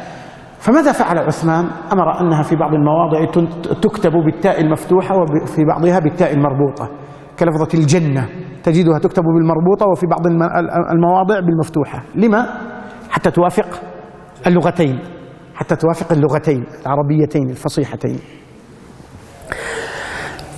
إذن أمر عثمان أن تكتب المصاحف على الأحرف السبعة مما بقي بعد العرضة الأخيرة، لكن واجهتهم مشكلة، وهي زيادة بعض الأحرف ونقصان بعض الأحرف في هذه اللغات، كيف يفعل بها؟ فنظروا إن كانت الكتبة الواحدة تحتمل الوجهين كتبوها على وجه واحد، زيادة حرف أو نقص تحتمل الوجهين بأن نضع الحرف الزائد حرفا صغيرا في أعلاه، كقول الله عز وجل ملك يوم الدين، وهي قراءة الجمهور، جمهور القراء يقرأها ملك يوم الدين، ومالك يوم الدين راويه ناصر، راويه الراء رمز للكسائي، ناصر عاصم فقط، بقية السبعة ملك يوم الدين. طيب على قراءة مالك هناك زيادة حرف، لكن هذه الإشكالية يمكن أن نجتازها بأن نضع ألفا صغيرة في أعلاها، انتهت الإشكالية. ومثلها يخادعون الله والذين آمنوا وما يخادعون إلا أنفسهم، أيضا يمكن أن نكتبها على القراءة الأخرى وما يخدعون، ونضع على القراءة الثانية ألفا صغيرة تحتمل. ولذلك يقولون شروط القراءة موافقة الرسم المصحف ولو احتمالا، ولو احتمالا، فنقول قراءة ملك يوم الدين وافقت الرسم تحقيقا، ومالك يوم الدين وافقت الرسم احتمالا. قال موافقة الرسم ولو احتمالا، وموافقة اللغة العربية ولو بوجه، ولو كان هذا الوجه ليس المشهور، يعني لا يلزم في القراءة أن تكون أفصح، بل عندنا قراءة فصيحة وعندنا قراءة أفصح منها. نعم. لا سنذكر، أنا وعدتكم في أول الكلام أننا سنذكر السبب. هو صح عثمان غضب، ابن مسعود أقصد غضب لأنه جنب، لكن عثمان له رأي وجيه سنذكره بعد قليل إن شاء الله. إذن موافقة الرسم ولو احتمالا، موافقة اللغة ولو بوجه مرجوح، ولو بوجه مرجوح عند علماء العربية. لما؟ لأن القراءة حجة على العربية، والعربية ليست حجة على كتاب الله عز وجل، لأن علماء العربية يثبتون لغة من لغات العرب ببيت شعر لا يدرى من قائله، خاصة مذهب أهل الكوفة يثبتون قاعدة لغوية بمثال واحد، وربما يكون هذا المثال لا يدرى قائله، ثم يأتي بعض النحاة ويضعف وجها من العربية كقراءة حمزة في خفض الأرحام. طيب أنتم الآن تقعدون قاعدة لغوية بشاهد لا يدرى قائله وشاهد واحد، فإذا القرآن حجة على اللغة للعكس. الشرط الثالث ما هو؟ التواتر عند الجمهور أو صحة السند عند أبي شامة ومن تبعه كابن الجزري، ولذلك ابن الجزري يقول فكل ما وافق وجه نحوي، يعني كل قراءة وافقت العربية ولو بوجه، فكل ما وافق وجه نحوي وكان للرسم احتمالا يحوي وصح إسنادا هو القرآن. ما هي الإشكالية؟ الإشكالية التي واجهت هذه اللجنة أن هناك كلمات لا يمكن أن نضعها حرف صغير في أعلى، كيف نفعل؟ مثل ماذا؟ مثل قول الله عز وجل ووصى بها إبراهيم بنيه ويعقوب، قراءة الأخرى كقراءة نافع وأوصى بها إبراهيم بنيه ويعقوب مهموزة. ومثل قول الله عز وجل يا أيها الذين آمنوا من يرتدد منكم عن دينه فسوف يأتي الله بقوم يحبهم ويحبونه بدالين، والقراءة الأخرى من يرتد منكم عن دينه فسوف يأتي الله بقوم يحبهم ويحبونه. وكقول الله عز وجل سارعوا إلى مغفرة من ربكم وجنة عرضها السماوات والأرض أعدت للمتقين كقراءة نافع، وكقراءة وسارعوا إلى مغفرة من ربكم كقراءة التي نقرأ بها. فماذا فعل عثمان؟ أمر الصحابة أن ينثروا هذه الخلافات في المصاحف، ومن يتولى فإن الله الغني الحميد، فإن الله هو الغني الحميد. طيب هو أمر بوضعها في مصحف وحذفها من بقية المصاحف. ثم أمر بكتب 6 نسخ من القرآن على الصحيح، قيل 5، قيل 4، وقيل 5، وقيل 6، وقيل 7، وقيل 8. والأقرب والله أعلم أنها 6 نسخ، نسخة لأهل المدينة، ونسخة لأهل مكة، ونسخة لأهل الكوفة، ونسخة لأهل البصرة، ونسخة لأهل الشام، ونسخة له الذي يسمى المصحف الإمام له لعثمان رضي الله عنه. وبعضهم يقول 5، يذكرون هذه الأمصار ال5: المدينة ومكة والكوفة والبصرة والشام. وفي توقيت استراحة؟ ترى أنا قلت ما في استراحة، الكلام طويل. عندكم استعداد نسحب شوية بعد العشاء؟ الأمر لكم، أنا ما لي، أنا هنا خادم لكم، يعني إن شاء الله لو تقولوا لي إلى الفجر أنا ما عندي مانع. فترى الكلام لسه قدامنا مشوار طويل نبغى نقطعه، فإذا حاولت أنا أختصر إلى العشاء بها ونعمت، وإلا نسحب شوية بعد العشاء إن رأيتم ذلك. طيب نتوقف يعني بعد 5 دقائق. طيب نسيت أنا إيش كنت أقول. 6 نعم 6 مصاحف. وبعضهم يقول 7، قالوا أرسل النسخة 7 إلى البحرين. وبعضهم يقول 8، قالوا أرسل نسخة إلى اليمن. لكن الأقرب أنها هذه النسخ 6، لأن كل نسخة وصلت إلى مصر من أمصار المسلمين وجدت فيها قراءة منتشرة. فالآن نجد مثلا قراءة نافع وهي مدنية، وقراءة ابن كثير وهي مكية، وقراءة أبي عمرو وهي بصرية، وقراءة عاصم صاحبنا قراءة عاصم وحمزة والكسائي وهي كوفية، وقراءة ابن عامر وهي شامية. إذن كل مصر من أمصار المسلمين وصل إليها مصحف وجدت فيها قراءة اشتهرت وانتشرت في تلك البلاد. إذن نثر هذه الخلافات في هذه المصاحف، ولذلك شرط القراءة الصحيحة أن توافق إحدى هذه المصاحف، لا يلزم أن توافق جميع هذه المصاحف، توافق إحدى هذه المصاحف. ثم كان من الإعجاز الذي ألهم الله به أصحاب النبي صلى الله عليه وسلم أنهم يكتبون الكتبة الواحدة وتحتمل أكثر من قراءة، لأن العرب كانت تكتب الكتابة المجردة من النقط ومن الشكل، ما يضعون النقاط ولا يضعون علامات الإعجام ولا علامات الإعراب، وبالتالي تستوعب هذه الأوجه التي قرأ بها النبي صلى الله عليه وسلم. يعني مثلا يا أيها الذين آمنوا إن جاءكم فاسق بنبأ فتبينوا، احذف النقاط فتثبتوا، ماشية معها أو لا. ولا تقولوا لمن ألقى إليكم السلام لست مؤمنا، السلام ضع ألفا صغيرة صارت السلام. وهو الذي يرسل الرياح بشرا بين يدي رحمته ونشرا بين يدي رحمته ونشرا بين يدي رحمته، كلها تحتملها أو لا. فكان من الإعجاز الذي ألهم الله عز وجل به الصحابة أن يكتبوا المصحف على هذه الكتبة الغريبة العجيبة التي توافق هذه القراءات كلها. ولذلك يقول أهل العلم أنها توقيفية، يعني من أهل العلم من رأى أنها توقيفية وأنها كتبت بأمر النبي صلى الله عليه وسلم حين كتب القرآن كله مفرقا، كتب على هذه الكتبة. والصحابة إنما كتبوا في المصاحف ما وجدوه مكتوبا في حياة النبي الكريم صلى الله عليه وآله وصحبه وسلم. لو نظرنا إلى هذه القراءات يا إخوان، هي ليست فقط اختلاف لهجات فقط، بل اختلاف معان أيضا. يعني لا تقول هي فقط من باب اختلاف الألسنة، فهذا يميل ذوات الياء وهذا يفتحها لأنه هذا لغته هكذا، فهذا يقول والضحى وهذا يقول والضحى وهذا يقول والضحى بينهما. ليس فقط هذا موجود إلى زمننا هذا. فتجد بعض اللغات إلى الآن تميل بعض الكلمات، يعني أهل الشام إلى الآن تجد الإمالة عندهم منتشرة، وأهل مصر كذلك. وبعض الألفاظ عندنا هنا في نجد مثلا يميلون التأنيث مثلا، فمثلا يقولون بريدة مثلا، عنيزة مثلا. هذه لغة فصيحة وهي على قراءة الكسائي وعلى قراءة حمزة. ولذلك ثبت في الصحيح أن النبي صلى الله عليه وسلم كان يعرض القرآن في كل عام مرة على جبريل. في رمضان يأتيه جبريل فيعارضه القرآن، يعني يقرأ عليه فيستمع النبي صلى الله عليه وسلم، ويقرأ النبي صلى الله عليه وسلم فيستمع جبريل يراجع معه القرآن مرة، إلا في آخر رمضان من حياة النبي صلى الله عليه وسلم. في آخر رمضان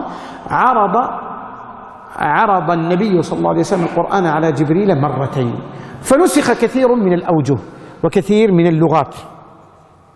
وعلى هذا حمل الجمهور من أهل العلم اختلاف بعض الألفاظ الزائدة مما صح عن نبينا صلى الله عليه وسلم أنه قرأ القرآن به، لكننا لا نجده بين دفتي المصحف، كما ثبت في الصحيح، أقصد في الحديث الصحيح لا في الصحيحين. وهذا مما أورده الإمام مكي بن أبي طالب القيسي في كتابه الرعاية في أصول القراءة، المتوفى سنة 35 و400 للهجرة في قرطبة، أسند بإسناد صحيح أن عمر رضي الله عنه كان يقرأ مليك يوم الدين، وهذه قراءة غير موجودة الآن، مليك يوم الدين صراط من أنعمت عليهم غير المغضوب عليهم وغير الضالين. ومن ذلك ما ثبت في الصحيح عند البخاري وغيره من حديث ابن عباس رضي الله عنهما أنه كان يقرأ: أما السفينة فكانت لمساكين يعملون في البحر فأردت أن أعيبها وكان أمامهم ملك يأخذ كل سفينة صالحة غصبا، وأما الغلام فكان كافرا وكان أبواه مؤمنين فخشينا أن يرهقهما طغيانا وكفرا. هذا ثابت بسند صحيح، لكننا لا نجده بين دفتي المصحف. فيقول أهل العلم هذا مما نسخ في العرضة الأخيرة. العرضة الأخيرة متى؟ في آخر عام من رمضان. والذي يدل على هذا آيات النسخ الكثيرة، ومنها قول الله سبحانه: ما ننسخ من آية أو ننسها نأتي بخير منها أو مثلها. ما ننسخ، والنسخ هو الرفع، والنسخ كما تعلمون على أوجه ثلاثة. ما هي؟ نعم، رفع الحكم والتلاوة، رفع الحكم والتلاوة، وهذه كثيرة. وربما يكون النسخ برفع الحكم وبقاء التلاوة، كقول الله سبحانه وتعالى: نعم، والذين يتوفون منكم ويذرون أزواجا وصية لأزواجهم متاعا إلى الحول غير إخراج. أحسنت، هذه التلاوة باقية والحكم نسخ أو لا، ذلك لأن العدة عند العرب كانت سنة، عدة المتوفى سنة. كان الرجل إذا مات زوجته تدخل إلى بيت حقير مظلم إلى حفش ونحوه، وتبقى عاما لا ترى أشعة الشمس، لا ترى الضوء، ولا تمس ماء، لا تمس ماء سنة كاملة، لا تغسل شيئا من بدنها، لا تغسل رأسها، لا تغسل جسدها، لا تستنجي، الماء فقط للشرب، وتؤتى بطعامها وبشرابها في ذاك البيت الحقير المظلم الذي لا تدخله أشعة الشمس، وتبقى في ذلك المكان القذر سنة حزنا على زوجها. ثم إذا انقضت السنة خرجت من ذاك المكان فتؤتى ببعرة أعزكم الله، فترمي بها خلف ظهرها إشارة إلى أنها رمت الحزن. ثم تؤتى بدابة بحمار أو بكبش فتفتض به، تفتض يقول مالك يعني تمسح جلدها به حتى تمسح الوساخة المتكومة لمدة سنة. بكحمار فيموت عاجلا إذ لا تمس الماء حولا كاملا. فتؤتى بهذه الدابة بحمار أو بكبش فتمسح جلدها عليه، فلا تكاد تمسح جلدها على هذا الحمار المسكين إلا يموت من شدة نتنها، ثم تغتسل وتتنظف وتتطيب وتجلس للعرسان للخطاب. ولذلك يقول النبي صلى الله عليه وسلم كما في الصحيحين، يقول: كانت إحداكن ترمي بالبعرة على رأس الحول. تقول زينب بنت أم سلمة رضي الله عنهما الصحابية الجليلة ربيبة رسول الله صلى الله عليه وسلم راوية الحديث، فصلت قالت: كانت المرأة تفعل كذا وكذا، وتؤتى ببعرة فترمي بها، ثم تؤتى بدابة فتفتض به، وقل أن تفتض بدابة إلا مات من شدة نتنها. ومالك يقول تفتض يعني تمسح جلدها عليه. فلما جاء الإسلام كان التشريع بالتدرج حتى لا تستنكر القلوب، حتى لا تستنكر العرب هذا التشريع. فلما جاء الإسلام نهى عن أن تبقى المرأة في هذا المكان الحقير، بل إذا مات زوجها لها أن ترى الشمس وتبقى في بيت مشرق وتمس الماء، تتوضأ لصلاتها، تغتسل من الحيض، تغتسل من النفاس. إذا اغتسلت من النفاس انتهت عدتها، تغتسل من الحيض، وإن شاءت أن تغتسل من باب التبرد والتنظف، وتزيل شعر عانتها وإبطها وتتنظف لكنها لا تتطيب ولا تتزين، لكن تغتسل للجمعة، تغتسل للعيد، تغتسل من الحيض، تغتسل هكذا تنظفا، وتبقى في عدتها سنة. فنهى عن شيء مما تعودته العرب وأبقى شيئا حتى تألفه القلوب، فقال: والذين يتوفون منكم ويذرون أزواجا وصية لأزواجهم متاعا إلى الحول غير إخراج، فتبقى حولا كاملا لا تخرج من بيتها. ثم نسخ الله ذلك بقوله: والذين يتوفون منكم ويذرون أزواجا يتربصن بأنفسهن 4 أشهر و10. هذه متقدمة في التلاوة متأخرة في النزول، وتلك متقدمة في النزول متأخرة في ترتيب المصحف. فهمنا؟ ومنه نعم واللذان يأتيانها منكم على قول جمهور أهل التفسير. ومن ذلك أيضا نعم واللاتي يأتين الفاحشة، نعم واللاتي يأتين الفاحشة من نسائكم. ومن ذلك أيضا قول الله سبحانه: لا تقربوا الصلاة وأنتم سكارى، لا تقربوا الصلاة وأنتم سكارى. النوع الثالث من النسخ هو بقاء الحكم ورفع التلاوة، كآية الرجم، كآية الرجم: والشيخ والشيخة إذا زنيا فارجموهما البتة نكالا من الله. فقالوا بأن كثيرا من تلك الأوجه واللغات بل الألفاظ نسخت في العرضة الأخيرة، حتى أن بعض أهل العلم يقول بأن سورة الأحزاب كانت في نحو سورة البقرة لكنها نسخت. والله يقول: ما ننسخ من آية أو ننسأها يعني نؤخرها، أو ننسها يعني ينساها النبي صلى الله عليه وسلم، أو ننسها نأتي بخير منها أو مثلها. ويقول: سنقرئك فلا تنسى إلا ما شاء الله، إلا ما شاء الله يعني ربما نسي النبي صلى الله عليه وسلم شيئا مما أنزله الله. الأصل أن النبي صلى الله عليه وسلم ما كان ينسى، كما في حديث ابن عباس في الصحيح: كان النبي صلى الله عليه وسلم إذا أتاه جبريل يقرئه فإنه يحرك شفتيه خشية أن ينسى، فكان يقرأ مع جبريل ويجد من ذلك شدة وعناء. يقول ابن عباس: فأنا أحرك لكم شفتي كما كان النبي صلى الله عليه وسلم يحرك شفتيه، فحرك رضي الله عنه. حتى قال الله لنبيه: سنقرئك، قال لنبيه: لا تحرك به لسانك لتعجل به، إن علينا جمعه وقرآنه، يعني علينا أن نجمعه لك في صدرك، فإذا قرأناه فاتبع قرآنه. فكان إذا جاء جبريل يستمع إليه النبي صلى الله عليه وسلم، فإذا انقضى جبريل رسخت الآيات في قلب رسول الله صلى الله عليه وسلم، فيقرأها النبي صلى الله عليه وسلم كما قرأها جبريل صلى الله عليه وعلى نبينا وسلم. لكن الله إذا أراد أن ينسخ، أن يرفع شيئا من كتابه، إما أن يخبر نبيه بالنسخ أو ينسيها النبي صلى الله عليه وسلم ومن حفظ من الصحابة الكرام. فقالوا بأن كثيرا من الأوجه نسخت في العرضة الأخيرة. والذي يدل على ذلك أو مما يدل على ذلك حديث عمر حين قال: أقرأنا أبي وإنا لندع من قراءة أبي، يعني نترك شيئا من قراءة أبي، ذلك لأن أبيا يقول: لا أترك شيئا سمعته من النبي صلى الله عليه وسلم، والله يقول: ما ننسخ من آية أو ننسأها نأتي بخير منها أو مثلها. ذلك لأن أبيا كان لا يقبل النسخ من أحد إلا من رسول الله صلى الله عليه وسلم.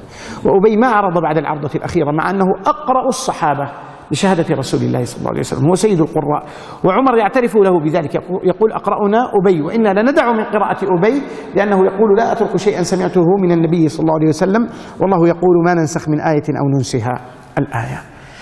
إذن هل ما نسخ كان من باب الحتم أن لا يقرأ به الناس أو كان من باب الرخصة؟ الجواب أنه كان من باب الرخصة. لما؟ لو كان من باب الحتم لبين النبي صلى الله عليه وسلم منع الصحابة أن يقرأوا تلك الأوجه التي رفعت، لنهى الصحابة أن يقرأوا. والذي يدل على أنه كان من باب التوسعة، الصحابة لم يزالوا يقرؤون بما قرأوه على النبي صلى الله عليه وسلم قبل العرضة الأخيرة. وكما قلنا لكم كان عمر يؤم الناس في مسجد رسول الله صلى الله عليه وسلم، وهذا ثابت عنه، وكان يقول: مليك يوم الدين، وكان يقول: صراط من أنعمت عليهم، وكان يقول: غير المغضوب عليهم وغير الضالين. وما كان أحد ينكر عليه، لأنهم كانوا يرون أن هذا من باب التوسعة. هذا على قول، وعلى قول أن هذا ما نسخ، وهو قول ابن جرير. ابن جرير يقول أن هذا كان من فعل عثمان، جمع الناس على حرف واحد، والجمهور يقولون لا، بل هذا مما نسخ، لكن رخص للناس أن يقرأوا أن يقرأوا مما نسخ في العرضة الأخيرة. وعلى ذلك يحمل ما ذكرنا من قراءة ابن عباس وهي في الصحيح. وفي الصحيحين ثبتت قراءة ابن مسعود أنه كان يقول والذكر والأنثى أو لا والليل إذا يغشى والنهار إذا تجلى والذكر والأنثى. إذن هذه قراءة صحيحة ثابتة السند إلى رسول الله صلى الله عليه وسلم، لكنها مغايرة للمصحف، ولذلك حكم عليها القراء بالشذوذ، شاذة لأنه اختل فيها ركن من أحد الأركان الثلاثة. وأنتم تعلمون أن القراءة الصحيحة لها 3 أركان، وهي فكل ما وافق وجه نحوي وكان للرسم احتمالا يحوي وصح إسنادا هو القرآن. فهذه 3 الأركان، وحيث ما يختل ركن نثبت شذوذه لو أنه في 7. وسنأتي إلى بيان ذلك بعد قليل إن شاء الله تعالى. المهم بقي الناس يقرؤون على حسب ما أقرأهم النبي صلى الله عليه وسلم. فمن كان ممن عرض القرآن على النبي صلى الله عليه وسلم بعد العرضة الأخيرة كان يقرأ على حسب العرضة الأخيرة، ومنهم زيد بن ثابت رئيس اللجنة العلمية التي جمعت المصحف، ومنهم عبد الله بن مسعود إذ صح عند النسائي وعند أبي يعلى وعند البخاري في خلق أفعال العباد أن عبد الله بن مسعود ممن عرض القرآن على رسول الله صلى الله عليه وسلم بعد العرضة الأخيرة. ولذلك لا صحة لقول بعض المتأخرين الذين يقولون أن عثمان جنب ابن مسعود اللجنة العلمية لأن قراءته لم تكن على العرضة الأخيرة. هذا ليس بصحيح، وأما سبب تجنيبه سنذكره بعد قليل إن شاء الله تعالى. بل ثبت أن عبد الله بن مسعود ممن عرض القرآن على رسول الله صلى الله عليه وسلم بعد العرضة الأخيرة. وممن عرض كما قلنا زيد بن ثابت. لكن عامة الصحابة ما عرضوا القرآن كله بعد العرضة الأخيرة، بل عرضوه قبل العرضة الأخيرة، لأن الوقت كان قصيرا بين العرضة الأخيرة ووفاة النبي صلى الله عليه وسلم، زهاء 6 أشهر. العرضة الأخيرة كانت في رمضان، ونبينا صلى الله عليه وسلم سنة 10. العرضة الأخيرة في رمضان سنة 10، ونبينا صلى الله عليه وسلم توفي في ربيع سنة 11. يعني المدة كم؟ 6 أشهر. 6 أشهر فقط. وهذه مدة قصيرة بحيث يعرض عليه كل من حفظ القرآن من الصحابة مرة ثانية يعيدون عليه القرآن، ولذلك كانوا يقرؤون على حسب ما تيسر لهم. ثم كما تعلمون ولا يخفى على شريف علمكم ما وقع في خلافة أبي بكر بعد وفاة النبي صلى الله عليه وسلم، إذ أن النبي صلى الله عليه وسلم حين قبض صلى الله عليه وسلم ارتدت العرب كما تعلمون، ارتدت العرب، فقاتل أبو بكر من ارتد من العرب. وكانت تلك الحروب الطاحنة التي قتل فيها كثير من الصحابة الكرام. وأعظم حادثة وقعت هي معركة اليمامة التي كانت بين المسلمين وبين مسيلمة الكذاب، معركة اليمامة، فقتل فيها من أصحاب النبي صلى الله عليه وسلم من القراء 70 قارئا قتلوا في تلك المعركة. فتنبه لهذا الأمر عمر رضي الله تعالى عنه، رأى أن القراءة الحفظة يموتون، ماتوا في معركة واحدة 70، معناها في المعارك اللاحقة ربما يموت كثير منهم، فخشي أن يضيع القرآن. القرآن كله كتب في عهد رسول الله صلى الله عليه وسلم، لكنه ما جمع في صحيفة واحدة، وإلا القرآن كله كان مكتوبا. ولذلك لما يقول زيد بن ثابت كنت جار رسول الله صلى الله عليه وسلم وكنت أكتب له، فكان إذا نزل شيء من الآيات كان النبي صلى الله عليه وسلم يرسل إلى زيد بن ثابت، فإذا أتى يأتيه بالدوات والكتف فيكتب. فالقرآن كله كتب لكنه ما جمع في صحف، لأن أدوات الكتابة كانت في أول الأمر قليلة، وكانوا يكتبون على ما؟ يكتبون على جريد النخل، يعني آخر الجريدة التي تكون في النخلة ظهرها يكون أملس وفيه شيء من العرض يكتبون عليه، ويكتبون على اللخاف وهي الحجارة الملساء، وعلى الجلود وهي قليلة لأنهم يستخدمون الجلود في أمور أخرى هم أحوج منها من الكتابة أقصد، كالقرب والآنية ونحو ذلك والألبسة. وكانوا يكتبون على الأكتاف، كتف البعير إذا نظف من اللحم وجفف في الشمس فإنه يكون عريضا، يكتبون عليه على الأكتاف، على كتف الإبل، كتف البعير. فالقرآن كله كتب على هذه الأمور، لكنها كانت متفرقة ما جمعت.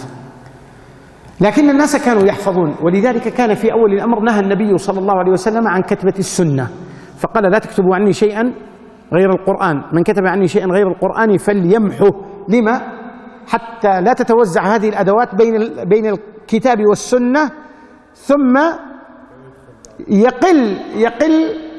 تقل هذه الأدوات في كتابة السنة، هي قليلة، فإبقاؤها لكتابة القرآن أولى من أن يكتب عليها القرآن وتكتب عليها السنة، ثم إذا نزلت آيات لا نجد أدوات، لقلتها نتركها لكتابة القرآن. وقيل ما ذكره الشيخ حتى لا يختلط على الناس، فربما الرجل يكتب على الكتف آية نزلت ثم يتبعها بحديث، ثم بطول العهد ربما يختلط عليه الأمر فيظن أن ذلك كله من كتاب الله سبحانه وتعالى. لكن لما صار الصحابة عندهم دربة يفرقون بين أسلوب القرآن وأسلوب النبي صلى الله عليه وسلم، وكثرت هذه الأدوات مع كثرة الفتوحات وكثرة المغانم، أذن النبي صلى الله عليه وسلم كما تعلمون بكتابة السنة، فقال في أحاديث كثيرة أباح من ذلك أنه قال اكتبوا لأبي شاه، وقال للأنصاري استعن بيمينك أو لا، وقال لعبد الله بن عمرو اكتب فوالذي بعثني بالحق ما يخرج من هذا وأشار إلى فيه إلا حق. المهم أنه أذن. لكن القرآن ما كان قد جمع في صحائف. لماذا؟ من الأسباب أن النبي صلى الله عليه وسلم كان لا يزال حيا بين أظهرهم، ومعنى هذا أن القرآن يحتمل أنه ينزل، ولذلك ما جمع القرآن في صحائف، لأنه ربما تنزل آيات جديدة أين يكتبونها؟ لكن حين مات النبي صلى الله عليه وسلم انقطع الوحي، يعني لا يوجد هناك أمل أن ينزل شيء جديد من القرآن. ولذلك فكر عمر رضي الله عنه في كتابة السنة، فجاء إلى الخليفة الراشد أبي بكر رضي الله عنه وقال يا خليفة رسول الله اجمع القرآن، فإن القتل قد استحر في القراء. فقال كيف أصنع شيئا لم يفعله رسول الله صلى الله عليه وسلم؟ فقال هو خير، وذكر له المخاطر الكثيرة التي ربما يتعرض لها القرآن. والله سبحانه وتعالى إذا أراد شيئا هيأ له أسبابه. الله عز وجل وكل حفظ الكتب السابقة إلى أولئك الأمم، فقال بما استحفظوا من كتاب الله، لكنه وعد بحفظ القرآن فقال إنا نحن نزلنا الذكر وإنا له لحافظون.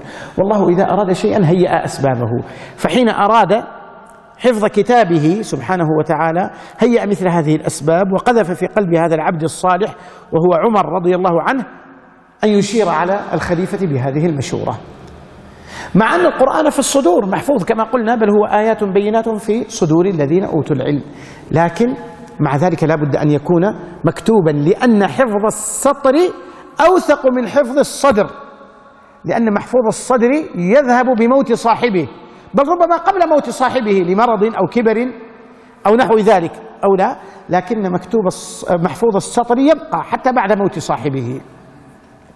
فذكر له أن في معركة واحدة قتل 70 من أصحاب النبي صلى الله عليه وسلم من حفظة القرآن، فكيف إذا مات بقية القراء؟ قد يضيع شيء من القرآن، فأمر بجمع القرآن. فاقتنع أبو بكر رضي الله عنه، فكلم زيد بن ثابت، وكان شابا ذكيا، ومن ذكائه أنه تعلم اللغة العبرانية في 16 ليلة. أمره النبي صلى الله عليه وسلم أن يتعلم اللغة العبرانية، قال فإني لا آمن يهود، يعني على كتبه كان يكاتب الملوك وكان يكاتبهم ويكتب باللغة العبرانية، فيحتاج أن يملي على رجل من اليهود فيكتب، والنبي صلى الله عليه وسلم لا يأمن اليهود، قد يقول له اكتب كذا فيكتب عكس ما يريد، فقال فإني لا آمن يهود، يعني على ما يكتب. وأمره أن يتعلم اللغة العبرانية، فتعلمها في 16 ليلة، فكان يكتب لرسول الله صلى الله عليه وسلم باللغة العربية وباللغة العبرانية يعني العبرية. فكان رجلا لبقا ثقفا، كان عاقلا حافظا، فأمره أبو بكر رضي الله عنه أن يكتب القرآن. يقول أرسل إلي أبو بكر فجئت وإذا عمر عنده، فعرض عليه أبو بكر فقال كيف تصنعون شيئا ما فعله رسول الله صلى الله عليه وسلم؟ كيف تصنعون شيئا ما فعله رسول الله صلى الله عليه وسلم؟ فقالوا والله هو خير، وذكروا له الأسباب حتى اقتنع. يقول والله لو كلفوني نقل جبل من مكان إلى آخر لكان أهون علي من أن أجمع القرآن. ثم بدأ هو يحفظه، لكنه أراد أن يجمعه من الناس أيضا من باب التوثيق، وكان لا يقبل بآية مع أنه يحفظها إلا بشاهدين، يأتيه 2 يشهدان أنهما سمعا هذه الآية من رسول الله صلى الله عليه وسلم. فأخذ يجمع القرآن من هذه الصحف التي كتبت عليها آيات القرآن ومن تلك الأدوات ومن الناس، حتى افتقد آية من آخر سورة التوبة: لقد جاءكم رسول من أنفسكم. كان يحفظها لكنه ما وجد أحدا يقرأ بها حتى أتاه خزيمة بن ثابت الأنصاري رضي الله عنه ذو الشهادتين، فقال: نعم، سمعت النبي صلى الله عليه وسلم يقرأها. وكانت كما تعلمون شهادته بشهادة رجلين في القصة التي تعرفونها حين حصلت تلك الحادثة التي وقعت بين الأعرابي وبين النبي صلى الله عليه وسلم، فشهد خزيمة بن ثابت، فأمضى النبي صلى الله عليه وسلم شهادته بشهادة رجلين. جمعت تلك الصحف التي كتب عليها القرآن كتب في صحف، وما جمعت في مصحف واحد، إنما هي صحف كتبت عليها السور ورفت وربطت بخيط ونحوه، وكانت هذه الصحف ملفوفة عند أبي بكر رضي الله عنه من باب الحفظ، نسخة واحدة فقط، صحف ملفوفة بقيت، والصحابة يقرؤون ويقرؤون الناس كل على حسب لهجته ولغته، حتى ولو كان ذلك يخالف العرضة الأخيرة. المهم أن النبي صلى الله عليه وسلم قرأ بهذه القراءة يوما في حياته. ثم كثرت الفتوحات، وانتقل الصحابة إلى بلاد العجم، وصاروا يتأثر المسلمون بالأعاجم بخلطتهم، يؤثرون ويتأثرون. هكذا الإنسان، أنت إذا خلطت إنسانا تؤثر عليه وتتأثر منه. لما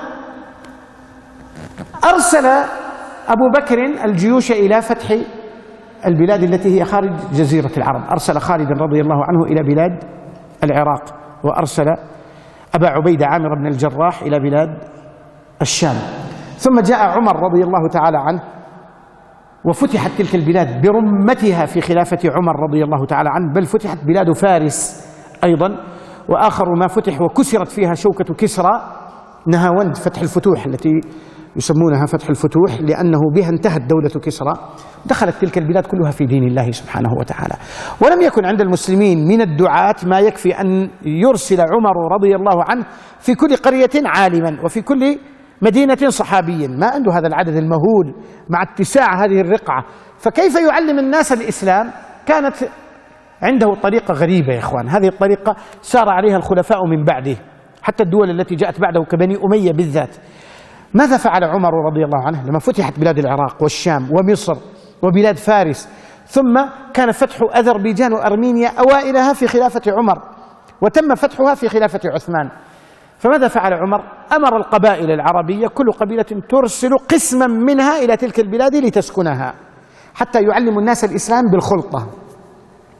فكان يرسل إلى كل مصر من أمصار المسلمين عالما واحدا فقط، عالم مثلا، أو لا كما قلنا لكم الحاقه ما الحاقه مثلا هي. هل كانت القراءة فقط اختلاف لهجات؟ لا، بل ينبني عليها اختلاف معان أيضا، فتكون الآية الواحدة مع اختلاف القراءات بمثابة آيتين. الآية الواحدة تكون بمثابة آيتين لأنها تعطيك معنى آخر. إذن هل في اختلاف القراءات اختلاف معاني؟ الجواب نعم، لكنه اختلاف تنوع لا اختلاف تضاد، هو اختلاف تنوع لا اختلاف تعارض، لا يتعارض. لو قلنا أن فلان طويل وقصير، هذا اختلاف تعارض، لا يمكن يكون طويل وقصير. فلان نحيل وسمين، لا يمكن يكون هذا صحيح، هذا اختلاف تضاد تعارض. فاختلاف القراءات اختلاف تنوع لا اختلاف تعارض، ولذلك تعتبر الآية بمثابة آيتين لأنها تعطي معنيين. فمثلا لما يقول الله سبحانه وتعالى الحمد لله رب العالمين الرحمن الرحيم ملك يوم الدين، الله ملك أعطاك معنى. ولما تقول مالك يوم الدين، الله مالك لذاك اليوم، معنيان مختلفان لكن لا تعارض بينهما. أيهما أبلغ؟ هذا خلاف عند علماء التفسير، فبعضهم يقول ملك أبلغ من مالك، وبعضهم يقول مالك أبلغ من ملك. والصحيح أنه كل يعطي وجها من معنى، فبعضهم يقول لا، ملك في المعنى أبلغ من مالك. لما؟ قال لأن كل ملك مالك ولا عكس، كل ملك مالك وليس كل مالك ملك. هذا يملك هذه العمارة، وهذا يملك هذه السيارة، وهذا يملك هذه الدار، وهذا يملك هذه المزرعة. هل الذي يملك هذه المزرعة يلزم أن يكون ملكا؟ لا. والذي يملك هذه السيارة يكون ملكا؟ لا. فقالوا ملك أبلغ من مالك، لأن كل ملك مالك، فتجد الملك عنده أملاك كثيرة، يملك الدور والقصور والسيارات والمزارع وما إلى ذلك، فالملك مالك، كل ملك مالك، وليس كل مالك ملك، فقالوا ملك أبلغ من مالك، هذا من وجه. أما من ذهب إلى العكس يقول لا، مالك أبلغ من ملك. كيف؟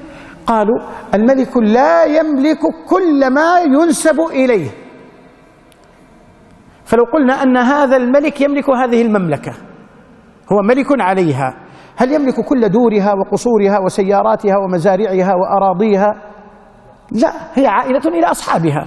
قالوا إذن الملك إذا نسبت إليه مملكة لا يملك كل ما فيها، لكن المالك يملك كل ما ينسب إليه.